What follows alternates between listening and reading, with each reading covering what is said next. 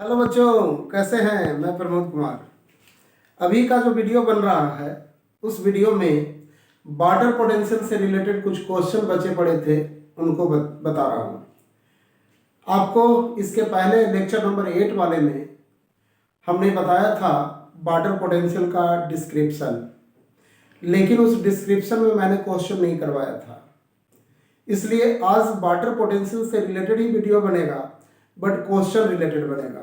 Okay, तो देखिए यहाँ पे पहला क्वेश्चन के रूप में हम आते हैं कि fully turgid cell for fully turgid cell fully turgid cell fully turgid cell के लिए वाटर पोटेंशियल वैल्यू देखोगे तो कितना होगा?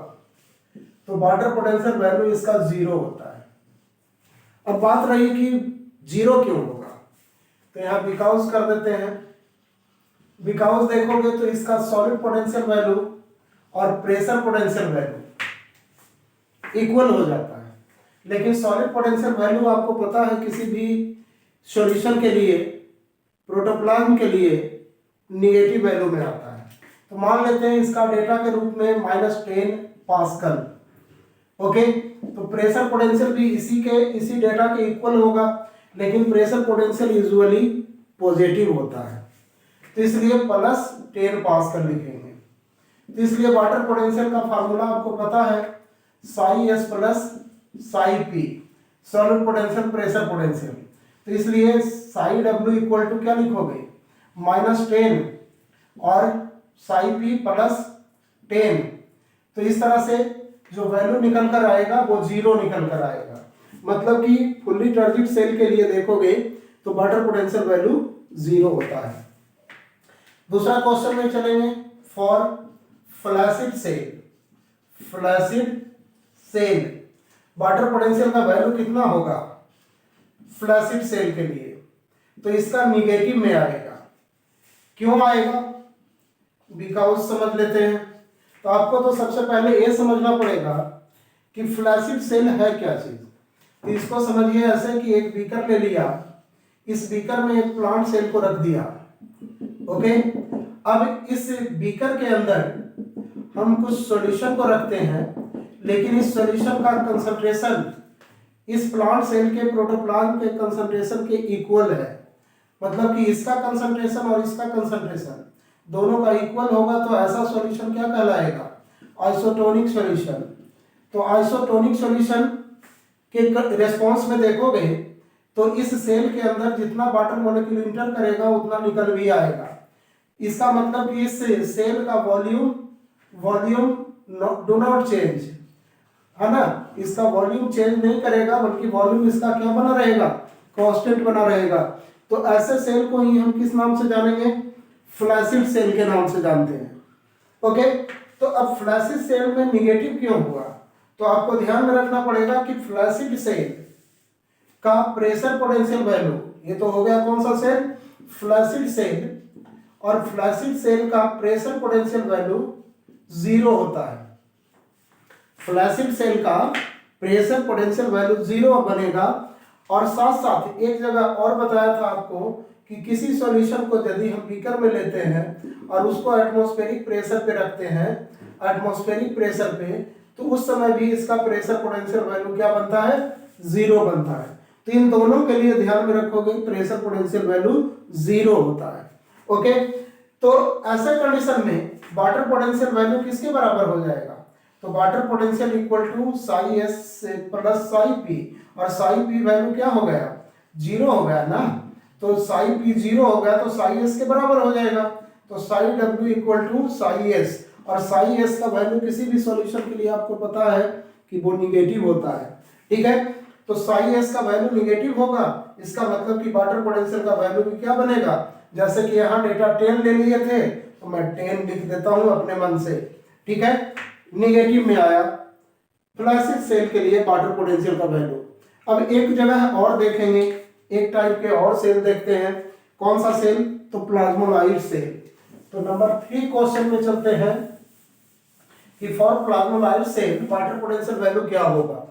तो देखो यहाँ क्वेश्चन के रूप में, फॉर प्लाज्मोलाइट सेल, प्लाज्मोलाइज्ड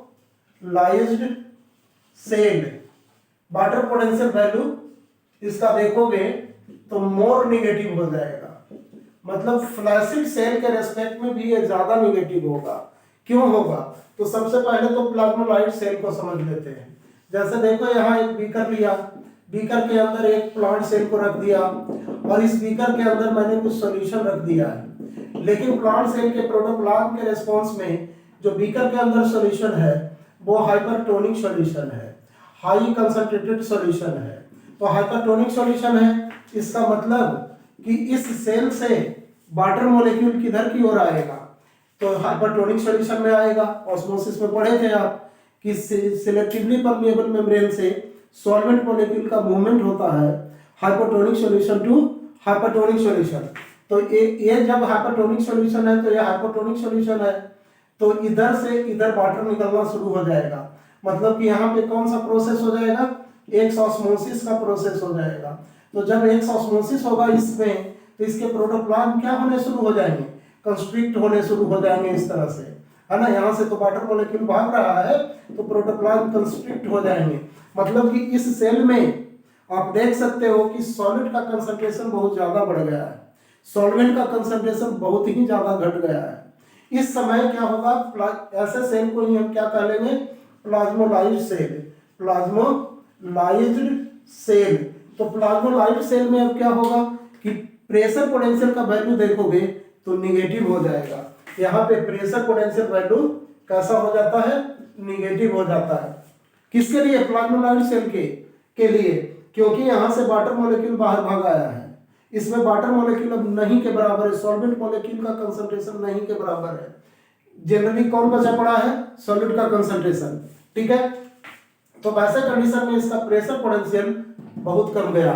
ऐसे भी आपको पता है कि प्रेशर पोटेंशियल टर्गर प्रेशर के बराबर होता है। कोरिलेट करो टर्गर प्रेशर से तो अपने आप समझ में आ जाएगा। टर्गर प्रेशर में क्या बताए थे कि वाटर मॉलिक्यूल का इंड ऑस्मोसिस होगा सेल में, तो प्रोटोप्लाज्म के द्वारा सेल वॉल पे आउटवार्ड प्रेशर एक्सर्ट करा जाएगा, उसी को टर्गर प्रेशर कहते थे। लेकिन यहाँ तो टर्गर प्रेशर क्या हो रहा है? खत्म हो रहा है पूरा, क्योंकि वाटर मॉलिक्यूल तो बाहर आ रहा है, तो बाहर तो कुछ भी एक्सर्ट नहीं होगा फोर्स, ठीक है। तो और टर्गर प्रेशर के जैसा ही प्रेशर किसके लिए मेजर करा जाता है? प्रेशर पोटेंशियल के लिए। तो वैसे कंडीशन में क्या होता है प्लाज्मोलाइज्ड सेल का कि प्रेशर पोटेंशियल वैल्यू निगेटिव हो जाती है। जब प्रेशर पोटेंशियल वैल्यू निगेटिव होगा तो आपको पता ही है कि psi W equal to psi S plus psi P. हमने एक वैल्यू ले लिया था जनरली 10 के रूप में, तो यहाँ पे -10 प्लस प्रेशर पोटेंशियल निगेटिव हो गया है तो इसका वैल्यू ले लेते हैं -2 के रूप में। तो इस तरह से फाइनली जो वैल्यू आएगा -12 पास्कल आएगा। मतलब कि इसके रेस्पेक्ट में, फ्लैसिड सेल के रेस्पेक्ट में देख रहे हो कि ये मोर निगेटिव हो गया है। तो ये तीनों तरह के सेल को ध्यान में रखोगे। फुल्ली टर्गेड सेल में क्या होगा, फ्लैसिड सेल में क्या होगा, प्लाज्मोलाइट सेल में क्या होगा, वाटर पोटेंशियल वैल्यू आपको ध्यान में रखना पड़ेगा। ओके, अब कुछ क्वेश्चन आगे करता हूं नंबर 4 का। देखो नंबर 4 क्वेश्चन में क्या करते हैं कि एक बीकर लेते हैं और उस बीकर के अंदर 2 टाइप का सॉल्यूशन रखते हैं सेलेक्टिवली परमेएबल मेम्ब्रेन लगाकर। देखो यहाँ पे एक बीकर ले लिया, बीच में हमने लगा दिया किसको? सेलेक्टिवली परमेएबल मेम्ब्रेन को। और ये सॉल्यूशन ए है, ये सॉल्यूशन बी है। इसका वाटर पोटेंशियल वैल्यू यदि देखोगे तो -12 पास्कल है, इसका वाटर पोटेंशियल वैल्यू -6 पास्कल है। तो किधर से किधर वाटर मूव करेगा? ए टू बी या बी टू ए? तो सो सिंपल। तो आप देख सकते हो, आपको ध्यान में होना चाहिए, रिकॉल कीजिए कि मैक्सिमम वाटर पोटेंशियल वैल्यू किसका होता है? प्योर वाटर का। और वो वैल्यू कितना के बराबर आता है? 0 के बराबर आता है स्टैंडर्ड टेम्परेचर पे, जब हम प्रेशर को कंसीडर नहीं करते हैं, ठीक है। तो इसका मतलब है कि यह वैल्यू 0 के काफी करीब है इसके रेस्पेक्ट में। ओके, तो यह वैल्यू ज्यादा है इस वैल्यू के रेस्पेक्ट में। मतलब कि जैसे जैसे हम सॉलिड को मिलाते जाएंगे सॉल्वेंट में, वाटर पोटेंशियल वैल्यू डिक्रीज करता जाएगा, निगेटिव में इंक्रीज करेगा। तो निगेटिव में इंक्रीज करने का मतलब वो तो डिक्रीज ही हो रहा है ना। तो देखो इसका वैल्यू क्या हो गया? लेस वैल्यू, लो वैल्यू हो गया, ये मोर वैल्यू हो गया। तो मोर वैल्यू में सॉल्वेंट का कंसंट्रेशन अधिक होगा, वाटर पोटेंशियल वैल्यू यदि लेस होगा तो उसमें सॉल्वेंट का कंसंट्रेशन कम होगा। तो सॉल्वेंट का कंसंट्रेशन कम होना मतलब हाइपरटोनिक सॉल्यूशन। इसका वैल्यू, वाटर पोटेंशियल का वैल्यू किसी सॉल्यूशन का यदि ज्यादा है दूसरे के रेस्पेक्ट में, इसका मतलब कि इसमें सॉल्वेंट का कंसंट्रेशन ज्यादा है। तो आपको तो पता ही है कि सॉल्वेंट का कंसंट्रेशन होगा ज्यादा तो वो हाइपोटोनिक सॉल्यूशन होगा। और सॉल्वेंट का मूवमेंट ऑलवेज किधर से किधर होता है, तो hypotonic solution to hypotonic solution, मतलब कि higher water potential region to lower water potential region movement हो जाएगा, बी टू ए मूवमेंट होगा। तो यहाँ पे नोट में लिख सकते हो, इंपॉर्टेंट बात हो गया, movement of solvent, movement of solvent from high water potential region to low water potential region. ये ऑलवेज इसको ध्यान में रखना है आपको। ओके, अब नेक्स्ट क्वेश्चन में आते हैं। तो उसमें हम सॉलिड पोटेंशियल और प्रेशर पोटेंशियल की बात करते हैं। देखो एक नया बीकर फर्दर लेंगे। यहाँ पे देखो नेक्स्ट क्वेश्चन में, ये तो क्वेश्चन ही था, ये भी क्वेश्चन ही था। अब नेक्स्ट क्वेश्चन में देखो एक बीकर ले लिया, इस बीकर में एक सिलेक्टिवली परमेबल मेम्ब्रेन लगा दिया एसपीएम के रूप में, सॉल्यूशन के रूप में एबी के रूप में डिफरेंशिएट कर दिया। इसका साई एस -12 पास्कल और साई पी 3 पास्कल, यहाँ साई एस -7 पास्कल और साई पी 3 पास्कल। ठीक है, तो इस तरह से सॉलिड पोटेंशियल और प्रेशर पोटेंशियल दोनों सॉल्यूशन का दिया हुआ है। तो सबसे पहले आपको वाटर पोटेंशियल मेजर कर लेना है। तो water potential equal to psi S plus psi P, तो इतना माइनस इतना प्लस इतना करोगे, -12 प्लस 3 करोगे तो -9 पास्कल आएगा। ए का वाटर पोटेंशियल वैल्यू -9 पास्कल आ गया। इसी तरह से बी का देखोगे तो कितना आ जाएगा, तो psi W equal to -7 plus 3, तो वैल्यू निकल कर आएगा -4 पास्कल। ओके, तो -4 में सॉल्वेंट का कंसंट्रेशन अधिक होगा, मतलब बी सॉल्यूशन में सॉल्वेंट का कंसंट्रेशन अधिक होगा देन द सॉल्यूशन ए, क्योंकि इसका वाटर पोटेंशियल वैल्यू -9 है, वाटर पोटेंशियल वैल्यू बहुत डिक्रीज कर गया है।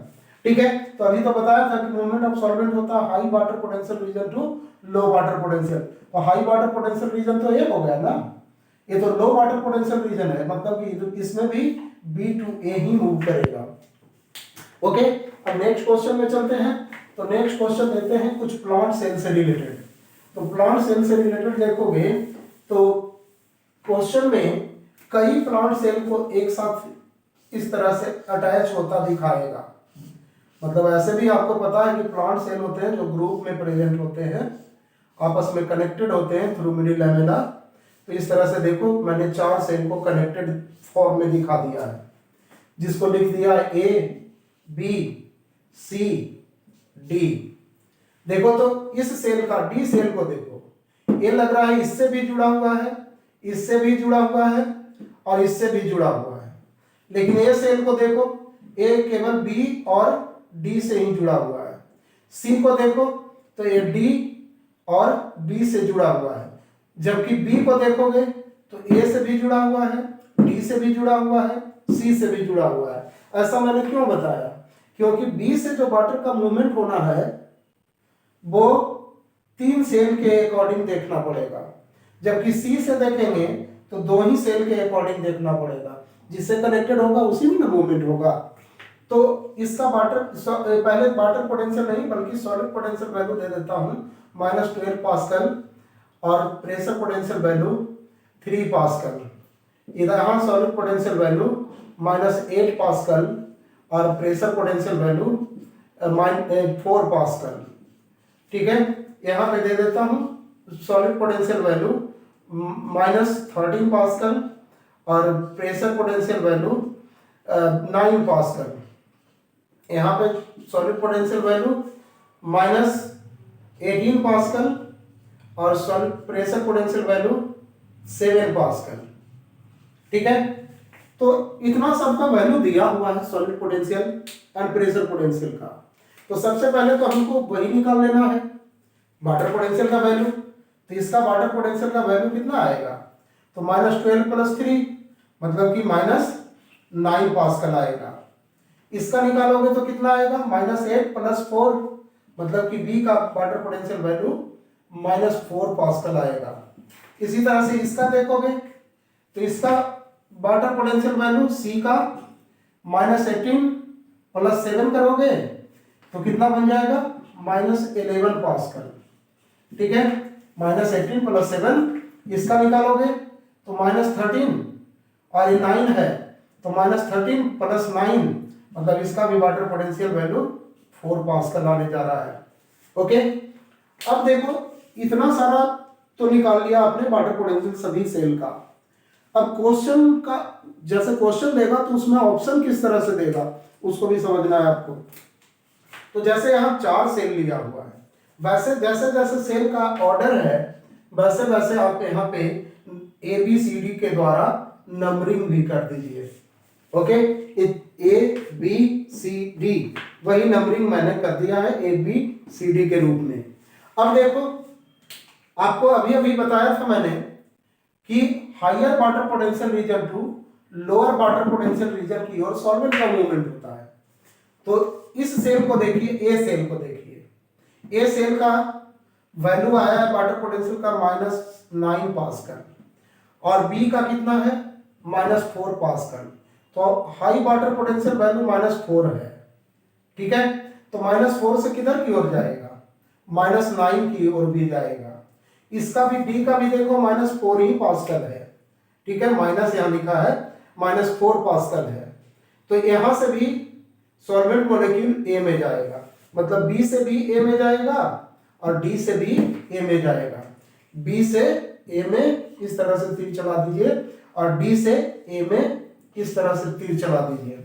अब देखो सी को देखो, सी वाले का तो -11 पास्कल है, इसका मतलब बी से इसमें भी जाएगा और डी से सी में भी जाएगा, बी से सी और डी से सी, यहां भी मूव करेगा, यहां भी मूव करेगा। अब बच गया किसके किसके बीच में, तो बी और डी के बीच में। तो बी और डी का तो वाटर पोटेंशियल वैल्यू इक्वल है एज लाइक आइसोटोनिक सॉल्यूशन। तो यहाँ पे इस तरह का कंडीशन बन जाएगा, मतलब कि इक्वल आदान प्रदान होगा वाटर के मूवमेंट का, है ना। तो इस तरह से आप समझ सकते हो कि 3 सेल डी जो है किससे कनेक्टेड है, 1 2 3 सेल। तो देखो डी का जो मूवमेंट हुआ है वाटर का वो 1 सेल 2 सेल 3 सेल में हुआ है। इसी तरह से बी का भी कनेक्शन है 1 2 3 सेल के साथ, तो इसका भी मूवमेंट 1 2 3 सेल के साथ हुआ है। जबकि ए का कनेक्शन है 2 के साथ, बी और डी के साथ। तो देखो ए का कनेक्शन बना है डी और बी के साथ। इसी तरह से सी वाले को देखोगे तो डी और बी के साथ कनेक्शन है, तो सी वाले बी और डी के साथ कनेक्ट हुए हैं। तो इस तरह का जो ऑप्शन बनेगा वही ऑप्शन सही होगा। ठीक है, वाटर का मूवमेंट जब भी हो रहा है वाटर पोटेंशियल के कंडीशन में, तो वो higher water potential to lower water potential की ओर हो रही है। अब तो क्लियर हो गए होंगे इस क्वेश्चन को, बहुत इंपॉर्टेंट है, इस तरह का क्वेश्चन खूब दिया करता है। अब देखो नेक्स्ट क्वेश्चन में देखोगे तो वाटर पोटेंशियल वैल्यू, क्वेश्चन दे देते हैं water potential value of any cell is, water potential value के रूप में यहां दे दिया है 0, नंबर बी में दे दिया है +2, नंबर सी में -2 और नंबर डी में दे दिया है ऑल। ओके, तो किस पे टिक लगाओगे, तो सबसे पहले आपको समझना है, यहाँ पे समझ लो कि एक सेल है, सेल के अंदर सॉल्वेंट भी होगा सॉल्यूट भी होगा। तो जैसे ही सॉल्वेंट में सॉल्यूट का प्रेजेंस हो गया तो उसका वाटर पोटेंशियल वैल्यू 0 से घट जाएगा, मतलब कि वो किस में कन्वर्ट हो जाएगा, निगेटिव में कन्वर्ट हो जाएगा। इस 4 ऑप्शन में एक ही ऑप्शन है जो निगेटिव का है, तो इस तरह से आंसर सही कौन हो जाएगा, -2 हो जाएगा। क्योंकि आपको पता है कि मैक्सिमम वाटर पोटेंशियल वैल्यू 0 होता है और वो भी प्योर वाटर का होता है। तो प्योर वाटर में जैसे जैसे सॉल्यूट मिलाएंगे वाटर पोटेंशियल वैल्यू डिक्रीज होता चला जाएगा। अब नेक्स्ट क्वेश्चन में देख लो, एक कोरिलेशन करता हूं प्लांट हिस्टोलॉजी एनाटॉमी वाले पार्ट से। ओके, उसमें वाटर पोटेंशियल वैल्यू को देखते हैं। During absorption of water by root, lower water potential value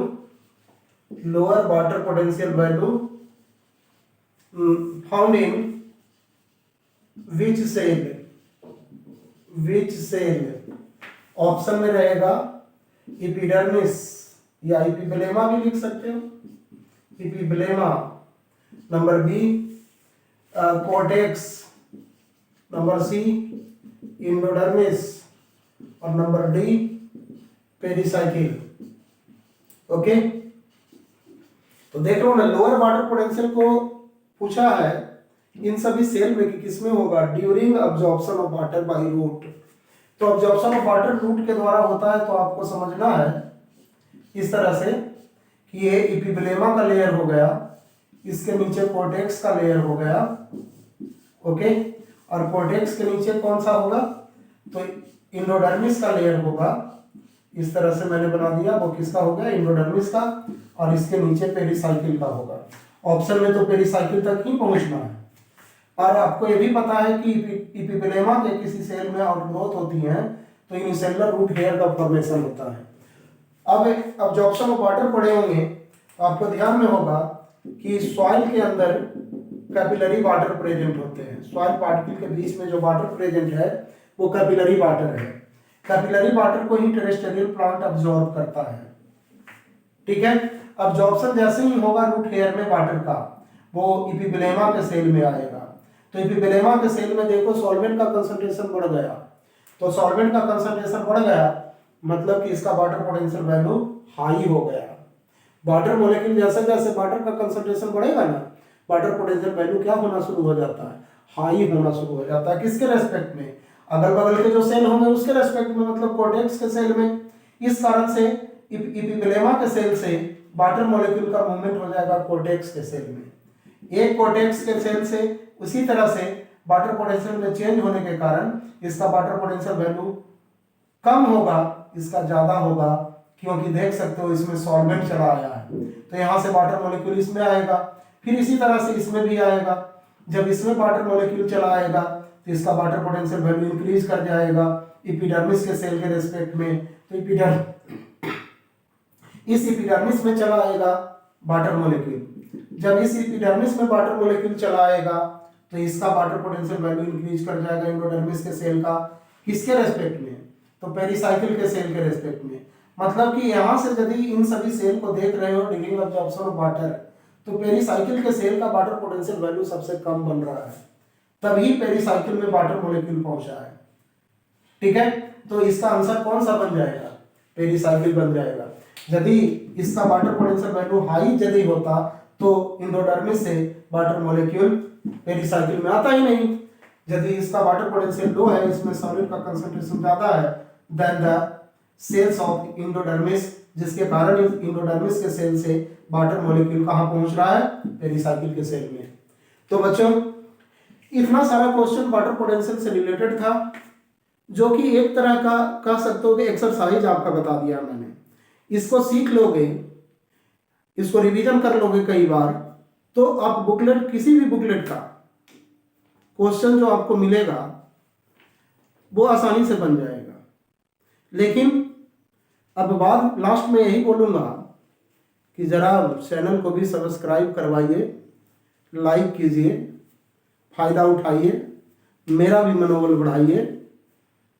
कहने का मतलब कि लाइक सब्सक्राइब करते रहिए, पढ़ते रहिए, फायदा उठाते रहिए, और हम आपको टाटा बाय बाय बोलते हैं।